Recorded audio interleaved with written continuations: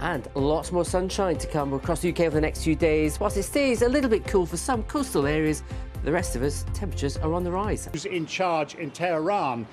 Negotiating with Iran was never an easy process at the best of times. I think it has just become that much more difficult due to the fact that it's not really clear exactly who is calling the shots, who should be the address for negotiations. Now, clear skies across the UK tonight mean lots of people are in with a chance of spotting a meteor shower. They're called the Lyrid showers. They happen once a year when the Earth passes through bits of space dust left behind by a comet. It's expected to peak tonight, which means that hundreds of meteors, which look a bit like shooting stars, you can see it there, amazing, could be visible from Earth. I always get dead excited and then it's a bit cloudy and you can't see anything. Maybe tonight is your night, Sarah. Do you know who might know? Shame you had to get up at 3 o'clock in the morning on the day you're going to have to stay up late, eh? It's true. Should we ask Matt? Matt, is there any chance we're going to get to see those beautiful meteors? You know what, for many, actually perfect conditions at the moment of the next few nights, Sarah. Very good morning to you. In fact, someone was out capturing the last night, weather watcher Simon. You can just about see them here. Need a bit of a long exposure camera just to capture them properly. But if you go out, you may well be able to see them. As I said, they peak tonight. They could be up to around 10 to 15 per hour. Maximum up to around 100 per hour possible. And if you are going out, you'll need about 10-20 minutes for your eyes to adjust to the sky and look towards an easterly direction, possibly anywhere across the sky, but always best to look towards the east. And your chances tonight, as I said, looking pretty good. Lovely blue skies, but it can be a bit of a nightmare for people with hay fever. It can be, especially this time of year, tree pollen sufferers, but it is going to get worse for some, of course, as we head towards the grass season. Lovely trees out in Cambridgeshire yesterday. This is a shot from yesterday. Notice, though, how dry the ground, the fields are looking at the moment. Parts of Cambridgeshire and Bedfordshire could be on target for their second driest April on record. In fact, all these spots across East Anglia and the South East have seen less than 1 millimetre of rain so far this April. Contrast that to what's been happening in the northwest of the UK. We've already had well over average for the time of year in parts of north and west Scotland and in Northern Ireland. Here, at least, you're going to see a drier spell now through the rest of this month. But look at the rainfall forecast chart for the next 5 days.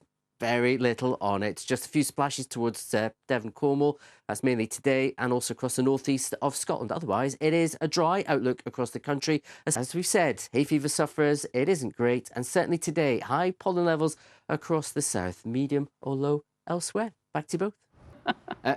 Not bad down here either. In fact, you get some good clear skies of space through the next few days as the cloud clears. This was the view in Oxford yesterday. The sun came out, a bit cool in the breeze.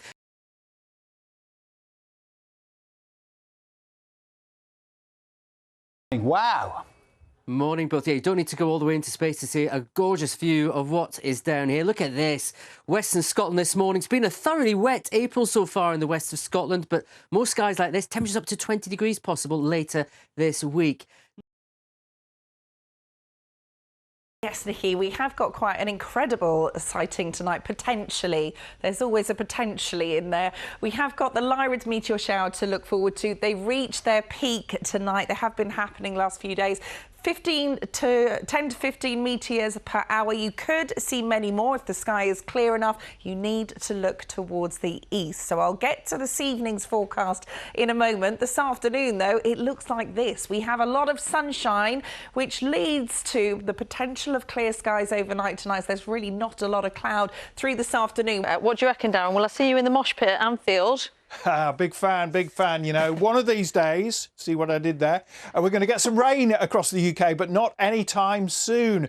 Over the next few days, it's going to remain dry, sunny skies. The winds are falling lighter. It's going to feel warmer. Temperatures will be rising. This big area of low pressure never quite made it. It's getting steered away into the Atlantic. The centre of the high that was in the north is pushing southwards, and that means the winds are going to be falling lighter. Still a bit breezy out there in places. Already in Gosport in Hampshire, in the sunshine, temperatures reach 16 degrees. The winds are a lot lighter here in Edinburgh, but there isn't so much sunshine. Got cloudy skies across many eastern parts of Scotland. Well, one thing I can tell you is that the film is great, go and see it. And another thing I can tell you is that I'm absolutely freezing. It was an error taking the jacket off, but it is nice generally. Here we go. Hello again. Well, my Fox Cub obsession continues. Aren't they gorgeous? And the weather is continuing in this lovely vein as well. We have got some really nice settled and sunny weather ahead of us. The day's getting a little bit warmer.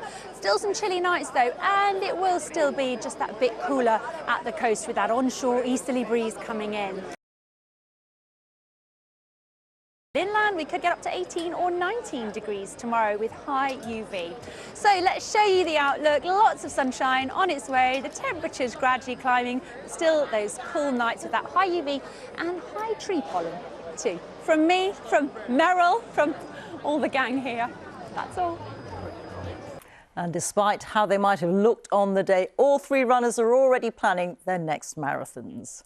Now, stargazers will have a chance to see the world's oldest meteor shower when it lights up the skies tonight. The Lyrids shower happens once a year when the Earth passes through bits of space dust left behind by a comet. Here's Matt Taylor.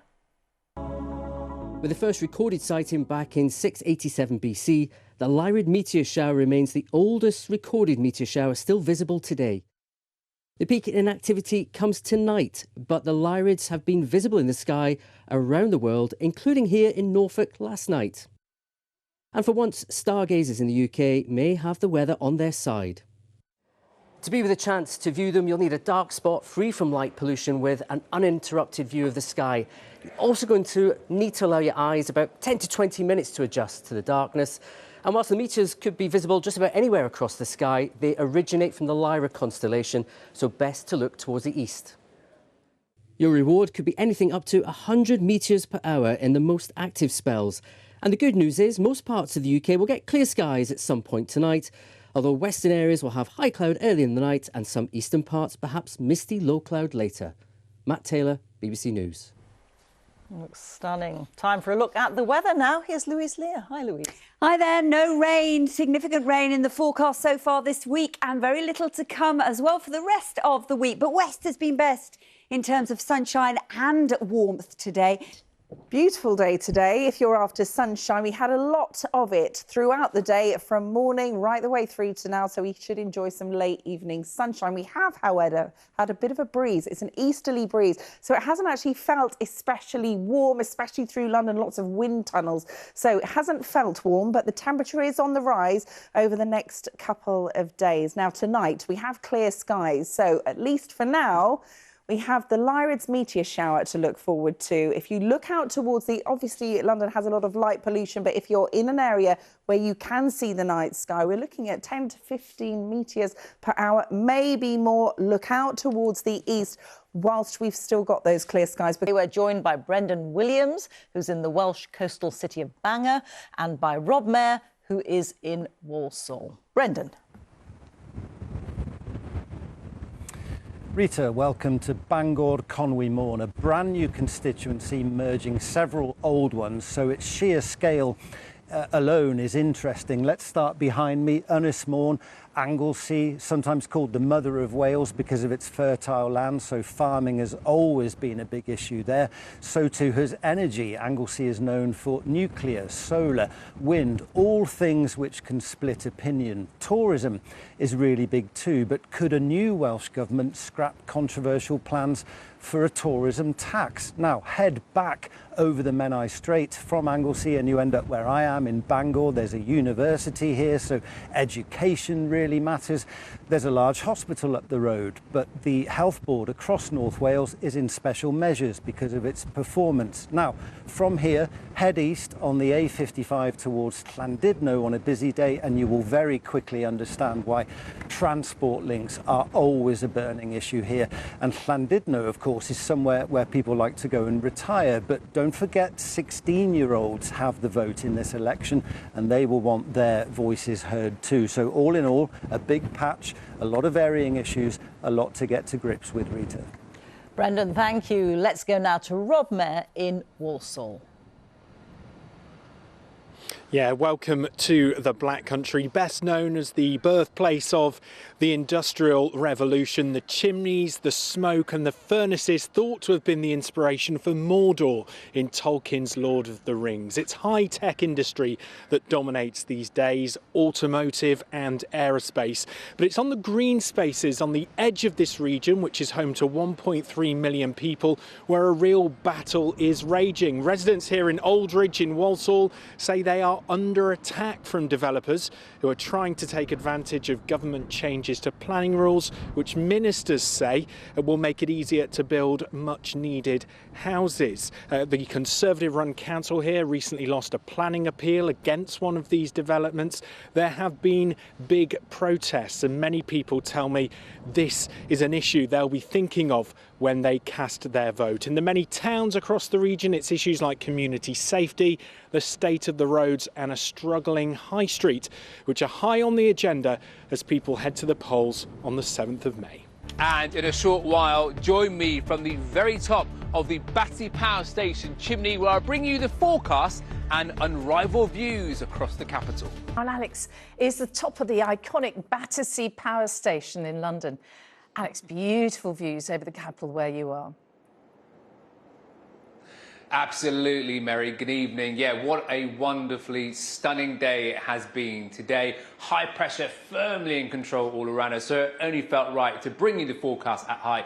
We are 109 metres up in the air on top of the Battersea Power Station chimney with absolutely stunning views. So let me just take you over here. You can see the sun is beginning to drop towards the horizon. You might be able to make out the Chelsea Bridge below. That's full of traffic, as you'd expect at this time in the capital. Coming round, you might be able to spot the Wembley Arch, and then a little bit further we've got the BT Tower, and then over in the distance there we've got the Houses of Parliament, the London Eye, and then also the Shard sticking out with nothing but blue sky. And we're going to see more of this blue sky and also sunshine as we head through the next few days. But I want to point out that UV levels are certainly rising. So let's take a quick look at the UV index, and you can see that at this time of year in April, the sun is as strong as it would be in August and September. So don't be caught out by the breeze that we've had over the last few days. That will make your skin feel cool, but it still will burn. So let's take a quick look at those UV levels for tomorrow, and as you can see across the south in particular, they are going to be rising to high. And of course, lots of people suffering with hay fever at the moment.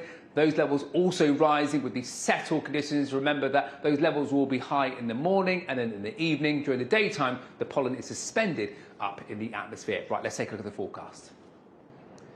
So very fine conditions continue throughout the rest of this week and into the weekend as well. Lots of dry weather, warm in the sunshine. We'll start to lose that breeze, which has made it feel a little cool at times, but you will notice those chilly nights. So quite big differences between our daytime highs and our nighttime lows. It could still be down to around 2 or 3 degrees Celsius.